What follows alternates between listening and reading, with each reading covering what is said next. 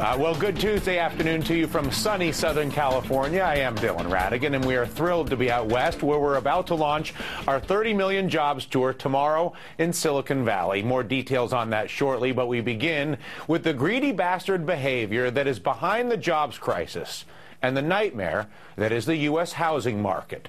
And the Golden State, right out here, ground zero for both of these problems. Unemployment in California, some 3 points above the national average. And remember, this is a measurement that does not account for the underemployed and those who are no longer counted at all. Meanwhile, housing, well, it's simply no way to live. California, the third highest number of foreclosures in America, and they are expected to jump nationally. More foreclosures this year, not less, by 25%. But remember, this is not simply a foreclosure crisis. Even Americans who can't afford their mortgage payments are still stuck in their homes because they owe more than they can fetch for their properties. Home prices nationally have dropped by more than a third since the start of the crisis. Here in California, it's even worse, and any talk of a recovery, simply not true. In fact, prices in California have dropped another 6% in just the past year. So where's the leadership? And where, for that matter, are the handcuffs for those who continue to cheat the system with their greedy bastard behavior at the expense of the American homeowner? Joining us from San Diego today is John Taylor, president of the National Community Reinvestment Center, and from the Wharton Business School, real estate and finance professor Susan Wachter. And John, walk us through what you see as the greatest tragedy or harm that is being done as a result of the current situation. Well, number one, yeah, I think you're absolutely right, Dylan. We are far from out of the woods by any stretch.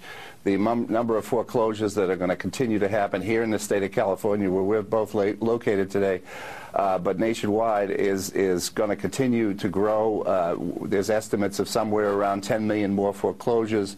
The GAO just came out with a study that says there's already 10 million vacant and abandoned housing. I mean, all this undermines the housing industry, but it also undermines property values. You know, property values nationwide have continued to decline. Last year, nationwide, they went down 5.4%. Here in California, it's almost 6%. They went down after another year. So all that equity, all that lost value, and all that devaluation of property. You mentioned nationwide properties are 1 in 5 are underwater. Here in California, it's 1 in 3. So unless we really deal with the foreclosures, the vacant properties, and so on, it's going to continue to promote unemployment, undermine our economy, really make it difficult for us to see any type of economic regeneration in this nation. So it's critical that we really address this. Professor Wachter, there have been any variety of plans, national plans, state plans, municipal plans. Interested whether you can steer us to any of either the principles or actual plans that you've seen that you think could steer us into a room where you could move towards resolution. Well, resolution is going to require that the fundamentals be on the right side, and it's possible that the overall economy's growth will bring us in this year to a bottoming and to the nascent recovery. That said, just as I agree with John, we are going to see, if anything, an increase in foreclosures, and the danger there is that we could have another vicious cycle, even if it's just for the short run, of prices falling, more underwater, more people foreclosing, and worse price geographically in states like California. That said, part of the solution will be rentership, and rentership is up, of course. There's increased demand for that. So we need to see some of these properties that are abandoned, REO, put into the hands of responsible people who will put them out into the rental market. One thing that really strikes me, John, in addition to everything we've discussed, is we are in the 21st century, and one of the signatures of this time is adaptability, the ability to move, the ability to be entrepreneurial and create and pursue new ideas and new solutions.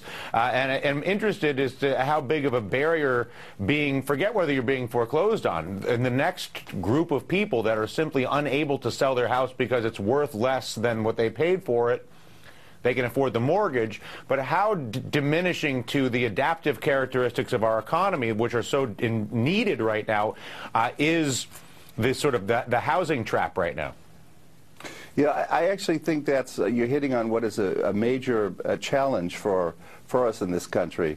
The fact that there isn't, I mean, the fact that people are sitting in homes that are, forget if they're underwater. Let's say underwater just means your mortgage is greater than the value of the house.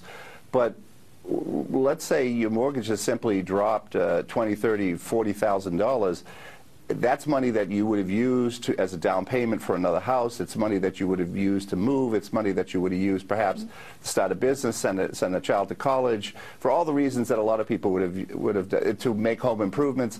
So there's so many businesses that are connected to the growth of equity in a home that have now disappeared. For people who are paying their mortgages, they're on time. They're simply sitting there as the economy continues, as home prices continue to decline. I mean, there's a lot of folks, and I'm one of them. I'd love to be able to sit here and tell you, I think we're about to turn the corner, but every time I get near the corner, I realize I'm far from the street where I need to turn. There just simply isn't we haven't hit the bottom on property values. Only 9 states out of the 50 realized any type of value increase in home ownership. So we're a long way from that, and until that begins to happen, we're just not going to build the equity that creates mobility.